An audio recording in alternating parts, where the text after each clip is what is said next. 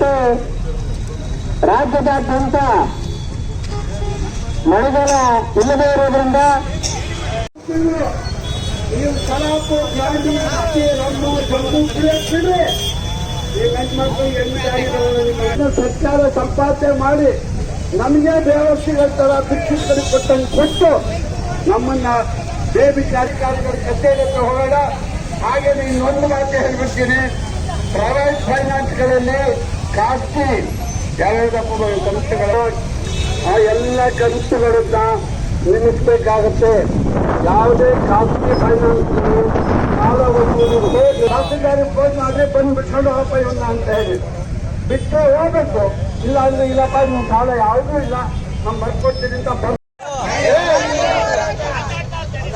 ಬಹಳ ನಿಶ್ಶಬ್ದವಾಗಿ ದೊಡ್ಡದಾಗಿ ಬೆಳಿಬೇಕು ಅನ್ನುವಂತ ಮಾತನ್ನು ಕೂಡ ಹೇಳ್ತಾ ಮತ್ತೊಮ್ಮೆ ಹಾಸನ ಜಿಲ್ಲೆಯನ್ನ ಬರಪೀಡಿತ ಜಿಲ್ಲೆ ಅಂತೇಳಿ ಘೋಷಣೆ ಮಾಡಲೇಬೇಕು ಸರ್ಕಾರ ಅಂತೇಳಿ ಸರ್ಕಾರ ಒತ್ತಾಯವನ್ನು ಮಾಡ್ತಾ ಈ ಸಂಘದಲ್ಲಿ ಈ ರೈತರ ಹೋರಾಟದಲ್ಲಿ ಭಾಗವಂತ ಎಲ್ಲರಿಗೂ ಮಾಡ್ತಾ ಇದ್ದೇವೆ. ಧನ್ಯವಾದಗಳು.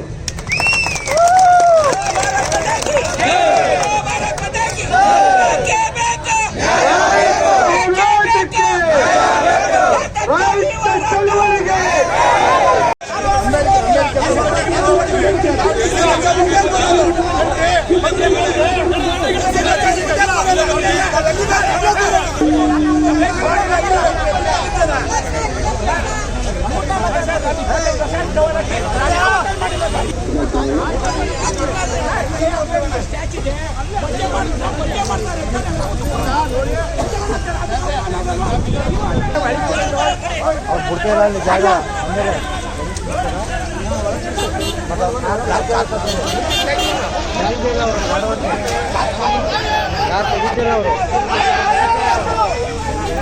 ಎಲ್ಲ ನಮ್ಮ ರೈತ ಮುಖಂಡರು ಒಪ್ಪಿಗೆ ಬರಬೇಕು ಅನ್ನೋದೇ ಇರಬಾರ್ದು. ನಾವು ಒಂದು 50 ಬರಬೇಕು ಅದೇ ಅದೇನು ಮಾತಾಡಿಲ್ಲ. ಬನ್ನಿ ಕಡೆ ಎಲ್ಲರೂ ಬನ್ನಿ. ದಯಮಾಡಿ ನಮ್ಮ ಟ್ರಾಕ್ಟರ್ಗಳನ್ನ ಸೈಡ್ಗೆ ಯಾರು ತೊಂದರೆ ಆಗಂಗೆ ಸೈಡ್ಗೆ ಹಾಕಿ ನೀವೇನಿದ್ರೆ ಯಾರು ಎಲ್ಲೂ ಹೋಗಬೇಡಿ. ಮಾನ್ಯ DC ಮೇಡಮ್ ಅವ್ರು ಬರ್ತಾರೆ, ಮನವಿ ಪತ್ರ ಕೊಡಬೇಕು. ಇಲ್ಲಿ ಕೆಲವು ಮುಖಂಡರುಗಳು ಈ ಸಭೆಯನ್ನು ಕುರಿತು, ಈ ಸರ್ಕಾರವನ್ನು ಕುರಿತು, ಈ ಬರಗಾಲವನ್ನು ಕುರಿತು ಮಾತಾಡೋರಿದ್ದಾರೆ. ದಯಮಾಡಿ ನೀವೆಲ್ಲರೂ ಸೈಡ್ಗೆ ಹಾಕಿ ಎಲ್ಲ ಇಲ್ಲಿ ಬರಬೇಕು ಅಂತೇಳಿ ಕರೆಕರೆಯ ಮನೆಯ ರೈತರಲ್ಲಿ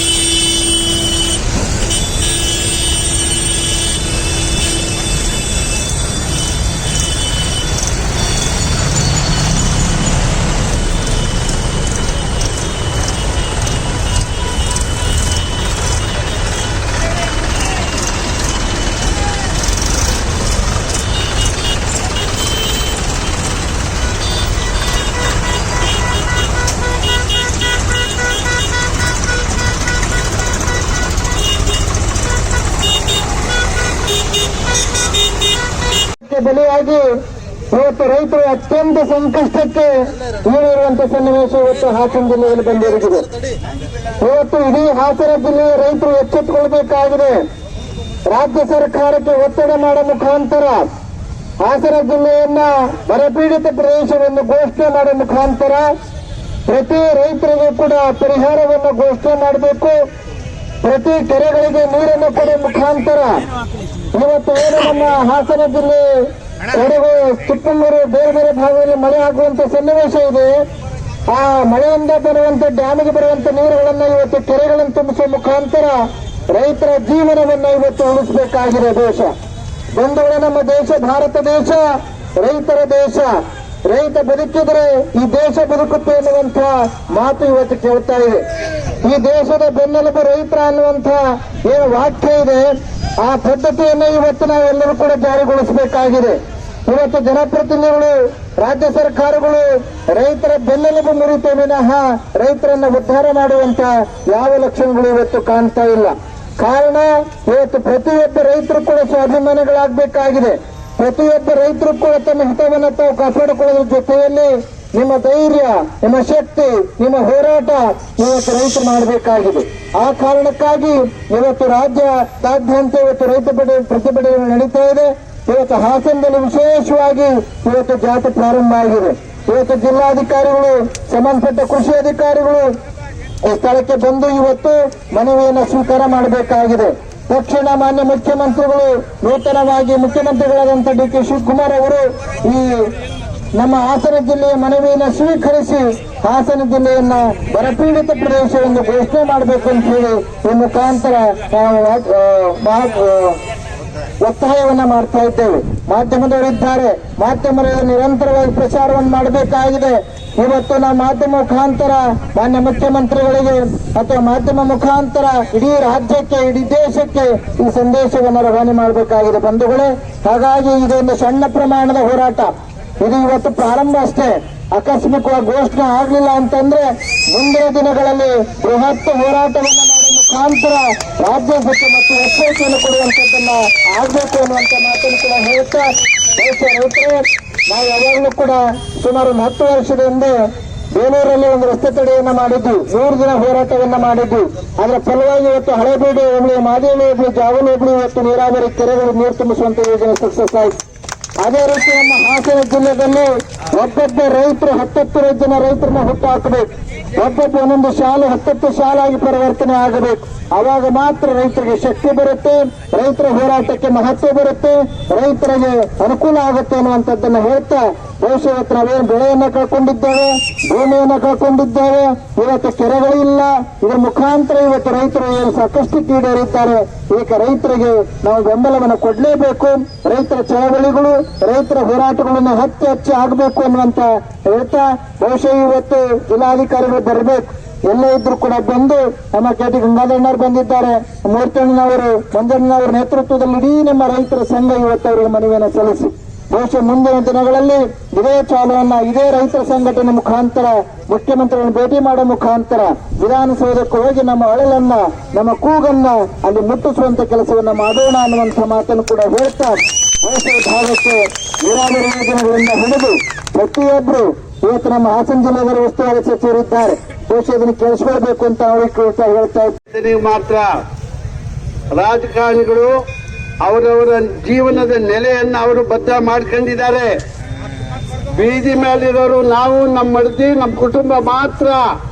ನೆನ್ಪಿಟ್ಕೊಳ್ಳಿ, ಎಲ್ಲರೂ ರಾಜಕಾರಣಿಗಳು ಮಾಡ್ತಾರೆ ಅಂತ ನಂಬಿದರೆ ನಮ್ಮಂತ ಶತಮೂರ್ಖರು ಯಾರು ಇಲ್ಲ ಜಗತ್ತಲ್ಲಿ. ಹುಷಾರಾಗಿದೆ, ಸಾಲ ಮೈ ಮೇಲೆ ಬಂದಿದೆ. ಈಗಾಗಲೇ ನಾನು ಹೆಚ್ಚು ಮಾತನ್ನ ಜಿಲ್ಲಾಧಿಕಾರಿಗಳ ಕಚೇರಿ ಬಾಗಿಲಲ್ಲೇ ಮಾತಾಡ್ತೇನೆ. ಎಲ್ಲ ಇಲಾಖೆ, ಬ್ಯಾಂಕ್ ಅಧಿಕಾರಿಗಳು, ಮೈಕ್ರೋ ಫೈನಾನ್ಸ್ಗಳು, ಡಿಸಿಸಿ ಬ್ಯಾಂಕಿನ ಅಧ್ಯಕ್ಷರು ಅಥವಾ ಅವರ MD ಅವರು ಅಲ್ಲಿ ಜಿಲ್ಲಾಧಿಕಾರಿಗಳ ಕಚೇರಿಗೆ ಬರಬೇಕು. DC ಅವರು ಅರಸೀಕೆರೆಗೆ ಹೋಗಿರೋದನ್ನ ನಮ್ಮ ಪೊಲೀಸ್ ಇಲಾಖೆ ಮೂಲಕ ನಮಗೆ ಗೊತ್ತಾಗಿದೆ. ಆದರೆ ನಾವು ಹೇಳ್ತೀವಿ, ಅಲ್ಲಿ ಹೋಗಿರೋದು ಜಿಲ್ಲಾಧಿಕಾರಿಗಳು ನಿಮ್ಮ ವಿಷಯವನ್ನ ಮುಖ್ಯಮಂತ್ರಿ ಸರ್ಕಾರಕ್ಕೆ ಹೇಳಕ್ಕೆ ಹೋಗಿದ್ದಾರೆ. ಅವರು ಹೇಳಿಬಿಟ್ಟು ಕೂಡಲೇ ನಮ್ಮ ಸಭೆಗೆ ಬಂದು ಎಲ್ಲ ಇಲಾಖೆಗಳನ್ನ ಎದುರುಗಡೆ ಕೂರಿಸಿ ಮಾತನಾಡಲೇಬೇಕು. ಇವತ್ತು ಆಗ್ಬೋದಾ?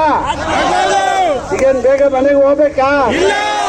ಹಾಗಿದ್ದ ಮೇಲೆ ಜಿಲ್ಲಾಧಿಕಾರಿಗಳು ಸರ್ಕಾರದ ಸಭೆಯನ್ನು ಅರಸೀಕೆರೆಯಲ್ಲಿ ಮುಗಿಸಿ ಅಲ್ಲಿಂದ ಬಂದು ನಮ್ಮ ಅಹವಾಲು ಕೇಳೋವರೆಗೆ ನಾವು ಜಿಲ್ಲಾಧಿಕಾರಿಗಳ ಆವರಣವನ್ನು ಬಿಟ್ಟು ಕದಲುವುದಿಲ್ಲ.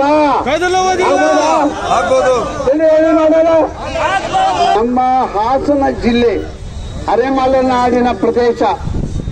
ಅರೆಮಲೆನಾಡಿನ ಭಾಗದಲ್ಲೇ ಮಳೆ ಇಲ್ಲ ಅಂದಮೇಲೆ ಬಯಲುಸೀಮೆಯವರ ಕತೆ ಏನಾಗಿರ್ಬೋದು. ಹಾಗಾಗಿ ನಮ್ಮ ಹಾಸನ ಜಿಲ್ಲೆ ಮಲೆನಾಡಿನ ಸೆರಗು.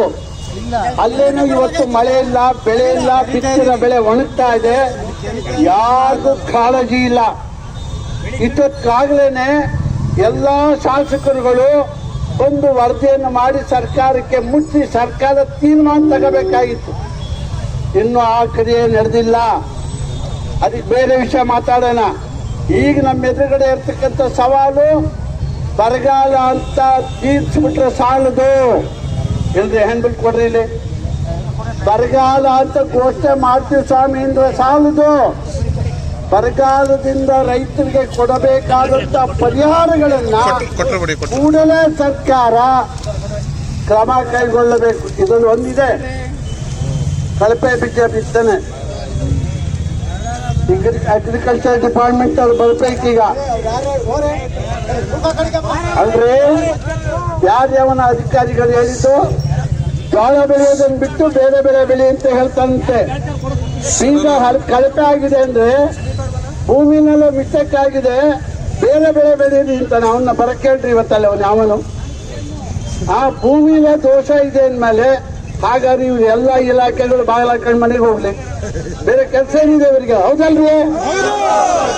ಭೂಮಿ ದೋಷ ಇದೆ, ಈ ಬೆಳೆ ಬಿಟ್ಟು ಬೇರೆ ಬೆಳೆ ಬೆಳಿ ಅಂತ ಹೇಳಕ್ಕೆ ವಿಜ್ಞಾನ ಬೇಕಾ, ಇಲಾಖೆ ಬೇಕಾ, ಮಂತ್ರಿ ಬೇಕಾ, ಮುಖ್ಯಮಂತ್ರಿ ಬೇಕಾ? ಯಾಕೆ ಬೇಕು?